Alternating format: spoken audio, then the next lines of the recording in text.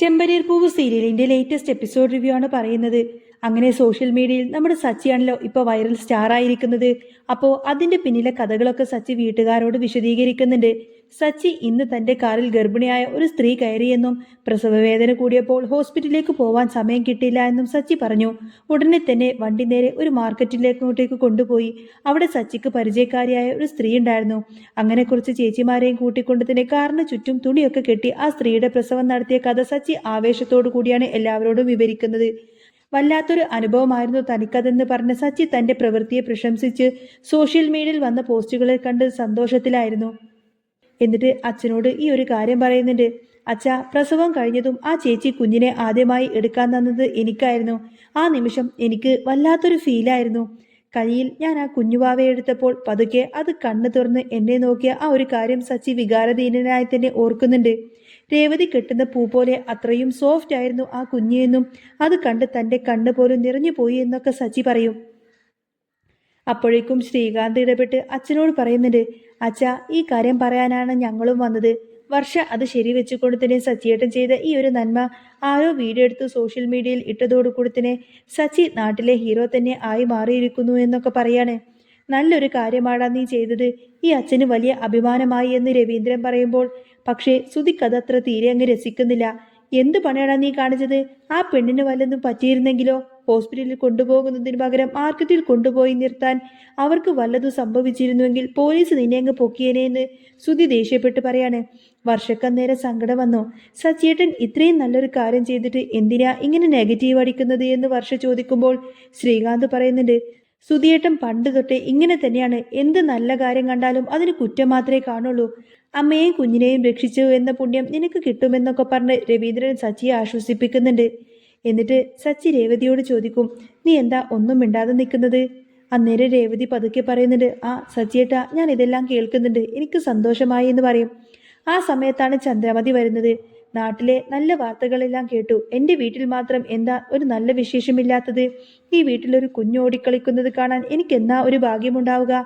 ചന്ദ്രമതി അങ്ങനെ ചോദിക്കുമ്പോൾ രവീന്ദ്രൻ അവളെ സമാധാനിപ്പിക്കുന്നുണ്ട്. മൂന്ന് മക്കളിൽ ആരെങ്കിലും ഒരാൾ ഉടനെ തന്നെ ആ ഒരു ശുഭവാർത്ത നിന്നെ കേൾപ്പിക്കുമെന്ന് അദ്ദേഹം പറഞ്ഞു. രേവതി ആ സമയം ശ്രുതിയെ ഒന്ന് സൂക്ഷിച്ചു നോക്കുന്നുണ്ട്. വർഷ അപ്പോൾ രേവതിയോട് പറയും, ചേച്ചി, അച്ഛൻ പറഞ്ഞത് കേട്ടല്ലോ. ഈ വീട്ടിൽ ആദ്യം വിശേഷം അറിയിക്കാൻ പോകുന്നത് ചേച്ചിയായിരിക്കും. ഇത് കേട്ട് ചന്ദ്രമതിക്ക് ഭയങ്കര അങ്ങ് ദേഷ്യം വന്നു.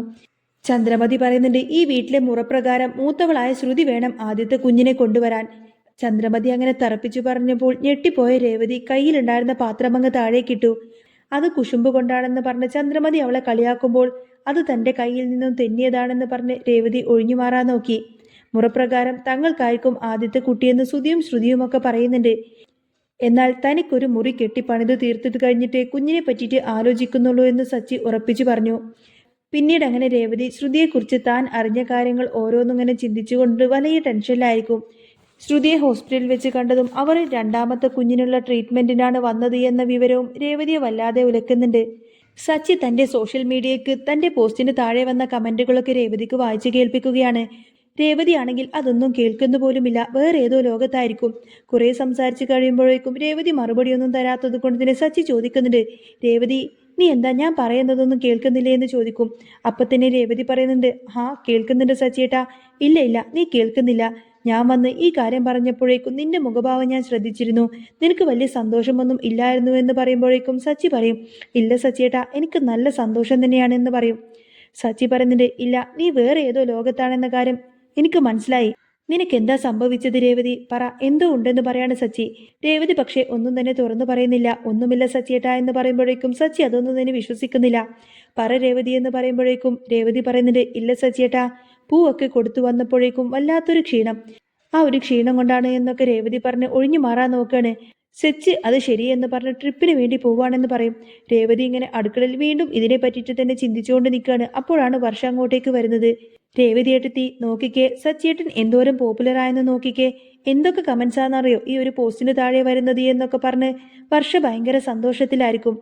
എന്നിട്ട് സച്ചിയെ പറ്റിയിട്ട് വായ തോരാതെ ഒരുപാട് കാര്യങ്ങൾ ഇങ്ങനെ പറഞ്ഞുകൊണ്ടിരിക്കുകയാണ് വർഷ. വർഷ പറയുന്നത് ഞാൻ സച്ചിയേട്ടൻ ഒരു തീരുമാനമെടുക്കാൻ അറിയാത്ത ഒരാളാണെന്ന് ഉത്തരവാദിത്തം ഇല്ല അങ്ങനെയൊക്കെയാണ് ഇത്രയും കാലം കരുതി വെച്ചിരുന്നത്. പക്ഷേ സച്ചിയേട്ടൻ കറക്റ്റ് സമയത്ത് ഉചിതമായി തന്നെ തീരുമാനമെടുക്കും. അമ്മയും കുഞ്ഞിനെയും രക്ഷിച്ചില്ലേ, ഭയങ്കര സന്തോഷമായി എന്നൊക്കെ പറയുമ്പോഴേക്കും രേവതി എല്ലാം അങ്ങ് മൂളുക മാത്രമേ ചെയ്യുന്നുള്ളൂ. പക്ഷേ വർഷ പറയുന്നുണ്ട് പിന്നെ വർഷ പറയുന്നുണ്ട് സച്ചിയേട്ടൻ ഈ ചെയ്ത പ്രവൃത്തിയുടെ ഇതാ ഞാൻ സ്റ്റാറ്റസ് ആക്കി ഇട്ടിരിക്കുന്നത്. എന്നോട് ഒരുപാട് പേര് കമൻസ് ആക്കി ചോദിക്കുന്നുണ്ട് ആരാ ഇതെന്ന് അറിയാവുന്ന ആളാണോ എന്നൊക്കെ. എനിക്ക് ഒരുപാടധികം സന്തോഷമുണ്ട് രേവതി ചേച്ചി എന്നൊക്കെ പറയുമ്പോഴും രേവതി ഇങ്ങനെ മൂളിക്കൊണ്ടേയിരിക്കാണ്. അന്നേരം വർഷയ്ക്ക് എന്തോ പന്തികേട് തോന്നി. വർഷ ചോദിക്കുന്നത് രേവതി ചേച്ചിക്ക് ഇതെന്തു പറ്റി? ഞാൻ പറയുന്നതൊക്കെ വെറുതെ മൂളൽ മാത്രമേ ഉള്ളല്ലോ. ഹാളിൽ നിന്ന് തന്നെ ഞാൻ ശ്രദ്ധിച്ചിരുന്നു. സാധാരണ സച്ചേട്ടൻ എന്തെങ്കിലും അച്ചീവ് ചെയ്താൽ ഏറ്റവും കൂടുതൽ വായ്ത്തോരാതെ സംസാരിക്കുന്നതും ഏറ്റവും കൂടുതൽ സന്തോഷിക്കുന്നതൊക്കെ രേവതി ചേച്ചിയാണ്. പക്ഷേ ഇന്നൊന്നും തന്നെ മിണ്ടാതെ നിൽക്കുന്നു. എന്തു പറ്റിയെന്ന് ചോദിക്കുമ്പോൾ രേവതി ഹേയ് ഒന്നുമില്ല വർഷേ, നീ പറയുന്നത് ഞാൻ കേൾക്കുന്നുണ്ട് എന്ന് പറയും. വർഷ നോക്കുമ്പോഴും രേവതി ആകെ വേർത്ത് കുളിച്ചിരിക്കുന്നത് കണ്ടു. അന്നേരം വർഷ ചോദിക്കുന്നുണ്ട് രേവതി ചേച്ചി ഇതെന്താ ഇങ്ങനെ വേർത്തുകൊണ്ടിരിക്കുന്നത്? അപ്പോൾ രേവതി പറയുന്നുണ്ട് അത് പിന്നെ നല്ല ചൂടല്ലേ വർഷേ, ഇവിടെ നല്ല ചൂടാണ് അതുകൊണ്ടാണ് വേർക്കുന്നത് എന്ന് പറയുമ്പോഴേക്കും വർഷ പറയും ഞാനും ഇവിടെ തന്നെയല്ലേ നിൽക്കുന്നത്, എനിക്ക് ചൂടെടുക്കുന്നില്ലല്ലോ. രേവതി ചേച്ചിക്ക് നല്ല ടെൻഷനുണ്ടോ, എന്താ കാര്യം എന്നൊക്കെ ഇങ്ങനെ നിർത്താതെ ചോദിക്കാണ് വർഷ. അന്നേരം ഒന്നുമില്ല എന്നൊക്കെ പറഞ്ഞുകൊണ്ട് തന്നെ രേവതി ഒഴിഞ്ഞു മാറാൻ നോക്കും. വർഷ അപ്പൊ രേവതിയുടെ കൈ അങ്ങ് പിടിച്ചു നോക്കുമ്പോഴേക്കും കൈയൊക്കെ കിടന്ന് പെടപെടാ വിറക്കുന്നുണ്ടായിരുന്നു. എന്താ രേവതി ചേച്ചി, ഇത് പ്രഷർ വല്ലതും കുറഞ്ഞോ? ഇത്തിരി വെള്ളത്തിൽ പഞ്ചസാര കലക്കി കുടിക്കുക എന്ന് പറയുമ്പോഴേക്കും രേവതി പറയുന്നുണ്ട് അതൊന്നുമില്ല വർഷേ, എനിക്ക് അങ്ങനെയൊന്നുമില്ല. വീണ്ടും രേവതി ഒഴിഞ്ഞു മാറാൻ നോക്കുന്ന സമയത്ത് തന്നെ വർഷ വിട്ടുകൊടുക്കുന്നില്ല. ഒന്നുമില്ലെങ്കിൽ പിന്നെ എന്താ രേവതി ചേച്ചി പറ്റിയത്? രേവതി ചേച്ചി ഈ ലോകത്തൊന്നുമല്ലല്ലോ. സച്ചിയേട്ടൻ എന്ത് പറ്റി, ചീത്ത പറഞ്ഞോ രേവതി ചേച്ചിയെ? അപ്പൊ രേവതി പറയുന്നുണ്ട് ഇല്ല വർഷേ, രേവതി ചേച്ചിയുടെ ഈ വെപ്രാളും പരിവേഷവും കണ്ടാലറിയാം നിങ്ങൾക്കിടയിൽ എന്തോ സംഭവിച്ചിട്ടുണ്ടെന്ന്. സച്ചിയേട്ടൻ തല്ലിയെന്നാ എനിക്ക് തോന്നുന്നതെന്ന് പറയും.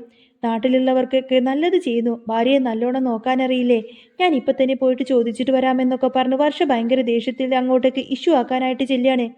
അപ്പോഴേക്കും രേവതി വർഷയുടെ കൈ പിടിച്ചുകൊണ്ട് തന്നെ പറയുന്നുണ്ട് പോകല്ലേ വർഷേ, ഇങ്ങോട്ടേക്ക് വാ, ഞാനൊരു കാര്യം പറയാം. എന്നിട്ട് അടുക്കളയിലേക്ക് കൂട്ടിക്കൊണ്ടുവരികയാണ്. വർഷയെ അടുക്കളയിലേക്ക് തന്നെ കൂട്ടിക്കൊണ്ടുവന്നതിന് ശേഷം വർഷയോട് സച്ചിയേട്ടൻ പാവമാണെന്നും സച്ചിയേട്ടൻ എന്നെ ഒന്നും ചെയ്തിട്ടില്ല എന്നും പറയുമ്പോൾ വർഷ ചോദിക്കുന്നുണ്ട് പിന്നെ എന്തിനാ രേവതി ചേച്ചി ഇങ്ങനെ വെപ്രാളത്തോടെ നിൽക്കുന്നത്? ചേച്ചിക്ക് എന്തോ നല്ല ടെൻഷൻ ഉണ്ടെന്ന് പറയുമ്പോഴും രേവതി അത് പിന്നെ അത് അങ്ങനെ അങ്ങനെ പറഞ്ഞുകൊണ്ടിരിക്കുകയാണ്. അന്നേരം വർഷ പറയും രേവതി ചേച്ചി എന്തോ ഒരു കാര്യം എന്നിൽ നിന്നും മറക്കുന്നുണ്ട്, അത് ചേച്ചിക്ക് ഭയങ്കര സ്ട്രെസ് തരുന്നുണ്ട്, ചേച്ചിയുടെ ആരോഗ്യത്തിന് അതത്ര നല്ലതൊന്നുമല്ല. ഞാനൊരു അനിയത്തിയെ പോലെയാണ്, അനിയത്തിയാണെന്നാണല്ലോ രേവതി ചേച്ചി എപ്പോഴും എന്നോട് പറയാനുള്ളത്.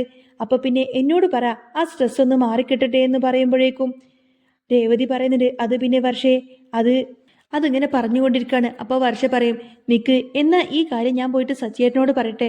സച്ചിയേട്ടനോട് തന്നെ രേവതി ചേച്ചി എന്താ കാര്യമെന്ന് നേരിട്ട് പറഞ്ഞാൽ മതി എന്ന് പറഞ്ഞ് വർഷ വീണ്ടും പോവാൻ നോക്കുമ്പോഴേക്കും രേവതി വീണ്ടും അവളെ അങ്ങ് പിടിച്ചു നിർത്തുകയാണ്. പക്ഷേ ഞാനൊരു കാര്യം പറയാം, പക്ഷേ വർഷ അത് വേറെ ആരോടും പോയി പറയരുത് എന്ന് പറയും. വർഷ പറയുന്നുണ്ട് ചേച്ചി ആദ്യം കാര്യം പറ. അപ്പോഴേക്കും രേവതി പറയുന്നുണ്ട് ഞാൻ ഇന്ന് ദേവുവിനെ ഹോസ്പിറ്റലിൽ പൂ കൊടുക്കാൻ വേണ്ടിയിട്ട് പോയിട്ടുണ്ടായിരുന്നു, അവിടെ ഞാൻ ശ്രുതിയെ കണ്ടു എന്ന് പറയുമ്പോഴേ വർഷ പറയുന്നുണ്ട് ആ ശ്രുതി ചേച്ചി അന്ന് അത് പറഞ്ഞതല്ലേ ചെക്കപ്പിന് വേണ്ടിയിട്ട് വരികയാണെന്ന്, കൺസീവ് ആവാൻ വേണ്ടി ലേറ്റ് ആവുന്നത് കൊണ്ട് ട്രീറ്റ്മെൻറ്റ് എടുക്കാനാണെന്നൊക്കെ പറഞ്ഞിരുന്നില്ലേ, അപ്പോൾ അതിന് വേണ്ടിയിട്ട് പോയതാണെന്ന് പറയും.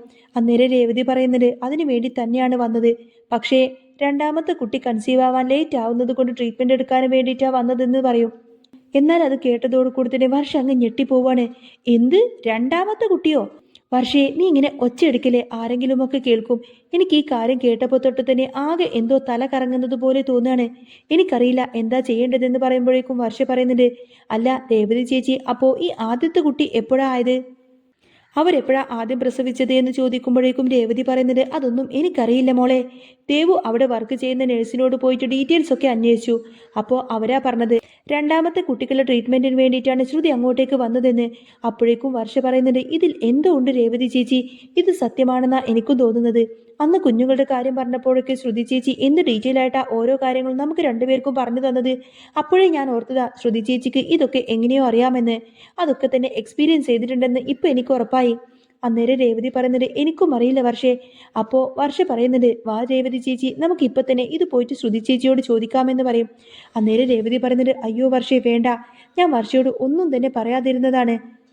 വർഷ പറയുന്നുണ്ട് എങ്കിലും ഡൗട്ട് ഉണ്ടെങ്കിൽ നമുക്ക് അപ്പം തന്നെ അത് ക്ലിയർ ചെയ്യണ്ടേ, മനസ്സിൽ വെച്ചുകൊണ്ട് നടന്നിട്ട് എന്ത് ചെയ്യാനാ എന്ന് പറയുമ്പോഴേക്കും രേവതി പറയുന്നുണ്ട് അന്ന് ശ്രുതിയെ ഹോസ്പിറ്റലിൽ വെച്ച് കണ്ട കാര്യം പറഞ്ഞപ്പോൾ തന്നെ ലാസ്റ്റ് എനിക്ക് തന്നെ കിട്ടി, ഇത് പറഞ്ഞൊരു പ്രശ്നം ഉണ്ടാക്കണ്ട, അമ്മ പറഞ്ഞു കഴിഞ്ഞാൽ അറിയാലോ ഭയങ്കര പ്രശ്നമായിട്ട് മാറും എന്ന് പറയുമ്പോഴേക്കും വർഷ പറയുന്നുണ്ട് എന്നും പറഞ്ഞ് ആരോടും ഇതൊന്നും പറയാതിരിക്കുന്നത് എങ്ങനെയാ, ആന്റി ആണെങ്കിൽ ഇവിടെ ആദ്യത്തെ കുഞ്ഞിനെ തരേണ്ടത് ശ്രുതി ചേച്ചിയാണെന്ന് പറഞ്ഞ് നടക്കുവാണ്, ഇതിപ്പോ തന്നെ ചോദിക്കണമെന്ന് പറഞ്ഞ് വർഷ വാശി പിടിക്കാണ്. വർഷേ വേണ്ട, ഇത് ഈ വീട്ടിൽ വലിയ പ്രശ്നമായിട്ട് മാറും എന്ന് പറയുമ്പോൾ വർഷ പറയുന്നുണ്ട് ഇതിനുള്ള സത്യം നമുക്ക് എന്താണെന്ന് അറിയേണ്ടേ ചേച്ചി, കള്ളങ്ങളൊന്നും അധിക നാളൊന്നും ആർക്കും മൂടിവെക്കാൻ പറ്റത്തില്ല, ഇതിൽ എന്തെങ്കിലും സത്യമുണ്ടെങ്കിൽ അത് തന്നെത്താനെ അങ്ങ് പുറത്തോട്ട് വരും. പക്ഷേ നമുക്ക് എന്തായാലും അതുവരെ കാത്തിരിക്കാം, നമ്മളായിട്ട് ആരോടും പറയണ്ട എന്നൊക്കെ പറയാണ് രേവതി.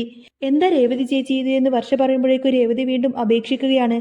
അവസാനം വർഷ അതിന് സമ്മതിച്ചു. പക്ഷേ വർഷയുടെ മുഖം കണ്ടാലറിയാം വർഷ ഇത് ആരോടെങ്കിലുമൊക്കെ പോയി പറയുമെന്നത്. എന്നാൽ അതുപോലെ തന്നെ അങ്ങ് സംഭവിക്കാണ്. വർഷ താൻ അറിഞ്ഞ കാര്യങ്ങളൊക്കെ നേരെ പോയിട്ട് ശ്രീകാന്തിനോട് പറയും. ശ്രീകാന്ത് ഇത് കേട്ടതോട് കൂടത്തിന് ഭയങ്കര ഷോക്കായി നിൽക്കാണ്. ശ്രീകാന്ത് വർഷയോട് പറയുന്നുണ്ട് ശ്രീകാന്ത് വർഷയോട് ആദ്യം ദേഷ്യപ്പെടും, വർഷേ വെറുതെ കളിക്കല്ലേ എന്ന് പറയുമ്പോഴേക്കും വർഷ പറയുന്നുണ്ട് ഞാൻ എന്തിനാ കളിക്കുന്നത് ശ്രീകാന്തേ, ഇത് മറ്റ് വിഷയം പോലെ എന്നുള്ള കാര്യമല്ല, ഇത് ഭയങ്കര സീരിയസ് ആയിട്ടുള്ള വിഷയം തന്നെയാണ്, ഒരാളെ പറ്റിയിട്ട് ഇങ്ങനെയൊന്നും അപവാദം പറയരുതെന്ന് പറയാണ്. അന്നേരം നിന്നോട് ഈ കാര്യങ്ങളൊക്കെ ആരാ പറഞ്ഞത് എന്ന് ശ്രീകാന്ത് ചോദിക്കുന്ന സമയത്ത് തന്നെ വർഷ ആദ്യം പേരൊന്നും പറയുന്നില്ല. ലാസ്റ്റ് ശ്രീകാന്ത് നിർബന്ധിക്കുമ്പോഴേക്കും രേവതി ചേച്ചി തന്നെയാണ് തന്നോട് ഈ കാര്യമെല്ലാം പറഞ്ഞത് എന്ന് വർഷ സമ്മതിക്കും. രേവതി ചേച്ചി ആണെങ്കിൽ കാര്യങ്ങളൊന്നും അറിയാതെ ആയിരിക്കില്ല പറഞ്ഞത് എന്ന് ശ്രീകാന്ത് പറയുന്ന സമയത്ത് തന്നെ വർഷക്ക് അങ്ങ് ദേഷ്യം വരും. ഓ അപ്പോൾ ഞാൻ എന്താ കാര്യങ്ങളൊന്നും അറിയാതെ പറയുന്ന ഒരാളാണോ എന്നൊക്കെ ചോദിക്കും. ശ്രീകാന്ത് പറയുന്നുണ്ട് അതൊന്നും ഇപ്പൊ ഇവിടുത്തെ വിഷയമല്ല, സെക്കൻഡ് ടൈം കൺസീവ് ആവാൻ വേണ്ടിയിട്ട് ട്രീറ്റ്മെന്റ് എടുക്കുന്നു എന്ന് പറയുമ്പോഴേക്കും ഫസ്റ്റ് ടൈം പിന്നെ എന്തായിരിക്കും സംഭവിച്ചത്, ആദ്യം കൺസീവ് ആയിട്ടുണ്ടാവുമോ എന്ന് ചോദിക്കുമ്പോഴേക്കും വർഷ പറയും ഫസ്റ്റ് ടൈം കൺസീവ് ആയതുകൊണ്ടല്ലേ അവർ സെക്കൻഡ് ടൈം കൺസീവ് ആവാനാണ് ട്രീറ്റ്മെന്റ് എടുക്കുന്നത് എന്ന് പറയുന്നത്. സുധിയേട്ടൻ ഇതിനെ പറ്റിയിട്ട് ഇതുവരെ ഒന്നും പറഞ്ഞിട്ടില്ലല്ലോ എന്ന് ശ്രീകാന്ത് ചോദിക്കുമ്പോഴേക്കും വർഷ പറയുന്നുണ്ട് ഇത് സുധിയേട്ടനായിട്ടുള്ള കല്യാണത്തിന് മുൻപായിരിക്കുമോ ഒരുപക്ഷെ ഇവർ കൺസീവ് ആയിട്ടുണ്ടാവുക എന്ന് ചോദിക്കുമ്പോഴേക്കും ശ്രീകാന്തിന് ആകങ്ങ് ദേഷ്യം വരും. ദേ വർഷേ ആവശ്യമില്ലാത്തതൊന്നും പറയല്ലേ, അമ്മയായിട്ട് നോക്കിക്കൊണ്ടുവന്ന ആലോചനയാണ് ശ്രുതിയേട്ടത്തിയുടേത്, അതുകൊണ്ട് തന്നെ ചേച്ചിക്ക് അങ്ങനെയുള്ള അഫയർ ഒന്നും ഉണ്ടായി കാണില്ല എന്നൊക്കെ പറഞ്ഞ് ശ്രീകാന്ത് ഇങ്ങനെ ദേഷ്യപ്പെടാണ്. അന്നേരം വർഷ പറയുന്നുണ്ട് ചിലപ്പോ എക്സ് ബോയ് ഫ്രണ്ട് ഉണ്ടായിട്ടുണ്ടായിരുന്നെങ്കിലോ, അതിൽ ശ്രുതി ചേച്ചി കൺസീവും ആയിട്ടുണ്ടായിരുന്നെങ്കിലോ എന്നൊക്കെ ചോദിക്കുമ്പോഴേക്കും ശ്രീകാന്ത് പറയുന്നത് വർഷേ നീ വെറുതെ ആവശ്യമില്ലാത്തതൊന്നും പറയല്ലേ എന്ന് പറഞ്ഞ് വീണ്ടും അവരങ്ങനെ വഴക്കാവും. വർഷ പറയും ഏതായാലും ഈ സംശയം നമുക്ക് ഇപ്പൊ തന്നെ തീർന്നിട്ട് വരാമെന്നൊക്കെ പറഞ്ഞുകൊണ്ട് തന്നെ ശ്രുതി ചേച്ചിയോട് പോയി ചോദിച്ചിട്ട് വരാമെന്നൊക്കെ പറഞ്ഞ് അവിടെ നിന്നും പോവാൻ നോക്കാണ്. അപ്പോഴേക്കും ശ്രീകാന്ത് പറയുന്നത് ദേ വർഷേ നീ ഒന്ന് ചുമ്മാതിരിക്ക്, വേറെ ആരെങ്കിലും ഇത് അറിഞ്ഞു കഴിഞ്ഞാൽ പിന്നെ വീട്ടിലാകെ പൊട്ടിത്തെറി ഉണ്ടാവും. അന്നേരം വർഷ പറയുന്നത് രേവതി ചേച്ചിയും ഇത് തന്നെയാണ് പറയുന്നത്, ആരോടും പറയണ്ട എന്ന്. ആരോടും പറയാതിരുന്നാ പിന്നെ എങ്ങനെയാ ശരിയാവുക, അതെ രേവതി ചേച്ചി ആരോടും പറയരുതെന്ന് പറഞ്ഞിട്ടുണ്ടെങ്കിൽ പിന്നെ നീ എന്തിനാ എല്ലാവരോടും പറയാൻ നോക്കുന്നത് എന്ന് ശ്രീകാന്ത് ചോദിക്കും. അപ്പൊ വർഷ പറയുന്നുണ്ട് ഈ വിവരം കേട്ടിട്ട് എന്റെ തലയൊക്കെ ഇങ്ങനെ പൊട്ടിത്തെറിക്കുന്നത് പോലെയുണ്ട് ശ്രീകാന്തേ, നിന്നോട് ഈ ഒരു കാര്യം പറഞ്ഞപ്പോഴേക്കും എനിക്ക് ചെറുതായിട്ടൊരു റിലാക്സ് ആയി, ഇനി നീ ആയിട്ട് ഈ കാര്യം ആരോടും പറയരുത് ശ്രീകാന്ത് എന്നൊക്കെ പറഞ്ഞുകൊണ്ട് തന്നെ വർഷം അവിടെ നിന്നങ്ങ് പോവാണ്. അപ്പോഴേക്കും ശ്രീകാന്ത് പറയുന്നുണ്ട് എടി പാപി നീ ഇപ്പൊ ഫ്രീ ആയി, പക്ഷേ ഇതൊക്കെ കേട്ടിട്ട് എന്റെ തല ഇപ്പൊ പൊട്ടിത്തെറിക്കുന്നത് പോലെ ആവുന്നുണ്ടല്ലോ എന്നൊക്കെ പറഞ്ഞങ്ങനെ നിൽക്കുമായിരിക്കും ശ്രീകാന്ത്. ശ്രീകാന്തിനാണെങ്കിൽ എന്ത് ചെയ്യണമെന്നറിയില്ല. ഏതായാലും ശ്രീകാന്ത് നേരെ പോയിട്ട് ഈ വിവരമെല്ലാം തന്നെ അങ്ങ് സച്ചിയോട് പറയാണ്. സച്ചി ഇത് കേട്ടതോടു കൂടെ തന്നെ ആകങ്ങ് ഷോക്കാവുന്നുണ്ട്. എടാ ശ്രീകാന്തേ നീ പറയുന്നതൊക്കെ സത്യമാണോ എന്നൊക്കെ ചോദിക്കാണ്. ശ്രീകാന്ത് പറയുന്നത് അതേ സച്ചിയേട്ടാ ഇതൊക്കെ സത്യം തന്നെയാണ്. അല്ല ശ്രീകാന്തേ ആദ്യത്തെ കുഞ്ഞാവാൻ ലേറ്റ് ആയാലല്ലേ ഈ ട്രീറ്റ്മെന്റ് ഒക്കെ എടുക്കേണ്ടതുള്ളൂ, രണ്ടാമത്തെ കുഞ്ഞിനെന്തിനാ ഇങ്ങനെ ട്രീറ്റ്മെന്റ് ഒക്കെ എടുക്കുന്നത്, ഇനി പുതിയ വല്ല ടെക്നോളജി അങ്ങനെ എന്തെങ്കിലും ആവോ. അന്നേരം ശ്രീകാന്ത് പറഞ്ഞിട്ട് അതിനെ പറ്റിയിട്ടൊന്നും എനിക്ക് കൂടുതൽ അറിയില്ല സച്ചിയേട്ടാ. അപ്പൊ സച്ചി പറഞ്ഞിട്ട് ഓ അപ്പോ ഈ പാർലലേട്ടത്തിക്ക് ആദ്യം ഒരു കുഞ്ഞുണ്ടായിരുന്നു എന്നാണോ നീ ഈ പറയുന്നത്. ശ്രീകാന്ത് പറഞ്ഞിട്ട് അതൊന്നും എനിക്കറിയില്ല സച്ചിയേട്ടാ, എന്താ കാര്യമെന്ന്, സെക്കൻഡ് ടൈം കൺസീവ് ആവാൻ വേണ്ടി ട്രീറ്റ്മെന്റ് എടുക്കാൻ പോകുന്നു എന്നാണ് അറിയാൻ കഴിഞ്ഞത്. അന്നേരം സച്ചി ചോദിക്കും നിന്നോട് ഇതാരാ പറഞ്ഞത് എന്ന്. അന്നേരം വർഷയാണ് തന്നോട് പറഞ്ഞത് എന്ന് പറയുന്ന സമയത്തിന് ഹോ ലേഡീസ് മാറ്റർ, ലേഡീസിന് എളുപ്പം മനസ്സിലാകുമല്ലോ, അപ്പോൾ ഇതെന്താണെങ്കിലും സത്യമായിരിക്കും, പാർലറെത്തി തനി ഒരു ഫ്രോഡ് തന്നെയാണ്, എനിക്ക് നേരത്തെ തന്നെ അറിയാമായിരുന്നു, പക്ഷേ ഇങ്ങനെ പണിയൊക്കെ കാണിച്ചിട്ടുണ്ടാവുമോ എന്ന് എനിക്ക് വിശ്വസിക്കാനേ പറ്റുന്നില്ല എന്നൊക്കെ പറയാണ് സച്ചി. അപ്പൊ ശ്രീകാന്ത് പറയുന്നുണ്ട് ഇതിൽ എത്രത്തോളം സത്യമുണ്ടെന്ന് എനിക്കറിയില്ല ഏട്ടാ.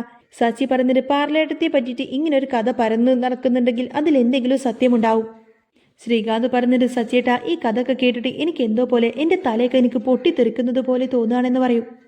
സച്ചിയേട്ടനോട് ഈ ഒരു കാര്യങ്ങളൊക്കെ പറഞ്ഞപ്പോഴാണ് എനിക്കൊന്ന് റിലാക്സ് ആയത്. ഇനി സച്ചിയേട്ടനായിട്ട് ഈ കാര്യം വേറെ ആരോടും പറയല്ലേ എന്നൊക്കെ പറയുന്നുണ്ട് കേട്ടോ ശ്രീകാന്ത്. സച്ചി ഏതായാലും ഈ കാര്യം കേട്ടപാടെ തന്നെ നേരെ പോയിട്ട് രവീന്ദ്രനോട് ഈ ഒരു കാര്യങ്ങളെല്ലാം തന്നെ പറയാണ്. രവീന്ദ്രൻ അതിൻ്റെ അപ്പുറത്തെ അങ്ങ് ഷോക്കായിരിക്കും. രവീന്ദ്രൻ ആകെ ഞെട്ടിപ്പോവാണ്. രവീന്ദ്രൻ ചോദിക്കുന്നുണ്ട്, നീ എന്താടാ സച്ചി ഈ വന്ന് പറയുന്നത്? അതേ അച്ഛാ, ഞാൻ കേട്ട കാര്യങ്ങൾ തന്നെയാണെന്ന് പറയും.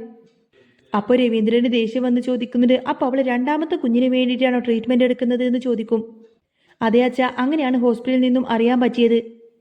ഇതൊക്കെ കേട്ട് കഴിയുമ്പോൾ രവീന്ദ്രന് വല്ലാതാവാണ്. എന്നിട്ട് ചോദിക്കുന്നുണ്ട്, നീ കുടിച്ചിട്ടുണ്ടോടാ സച്ചി എന്ന് ചോദിക്കുന്ന സമയത്തിന് സച്ചി പറയുന്നത്, അച്ഛാ ഞാൻ കുടിച്ചിട്ടുണ്ടെങ്കിൽ ഞാൻ എങ്ങനെ അച്ഛനെ ഒറ്റയ്ക്ക് വിളിച്ചിട്ട് ഇങ്ങനെ സംസാരിക്കുമോ? അങ്ങനെ ഞാൻ കുടിച്ചിട്ടുണ്ടെങ്കിൽ തന്നെ ഹാളിൽ വന്ന് എല്ലാവരുടെയും മുന്നിൽ വെച്ചിട്ടല്ലേ ഞാൻ ഇതൊക്കെ പറയുള്ളൂ. ഞാനിപ്പോൾ കേട്ട കാര്യങ്ങളൊക്കെ അച്ഛനോട് പറഞ്ഞതേ ഉള്ളൂ. അന്നേരം രവീന്ദ്രൻ ഒരു ഷോക്കായിരിക്കും. രവീന്ദ്രൻ ചോദിക്കുന്നുണ്ട്, നിന്നോട് ആരാടാ ഇതൊക്കെ പറഞ്ഞതെന്ന് ചോദിക്കും. അന്നേരം സച്ചി പറയുന്നത്, അതൊക്കെ അറിഞ്ഞിട്ട് എന്താ അച്ഛാ കാര്യം? ഇപ്പോൾ ഞാൻ അറിഞ്ഞ കാര്യം അച്ഛനോട് പറഞ്ഞു, അത്രയേ ഉള്ളൂ.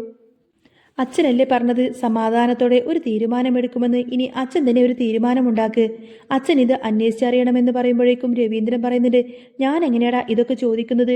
നമ്മുടെ വീട്ടിലെ കൊച്ചിനെ പറ്റിയിട്ട് നമ്മൾ ഇങ്ങനെയൊന്ന് പറഞ്ഞു നടക്കുന്നത് ശരിയാണോ എന്ന് ചോദിക്കുമ്പോഴേക്കും സച്ചി പറയുന്നുണ്ട്, അച്ഛാ ഈ പാർലർ എടുത്തിയെ പറ്റിയിട്ട് എനിക്ക് നേരത്തെ തന്നെ നല്ല ഡൗട്ട് ഉണ്ടായിരുന്നു.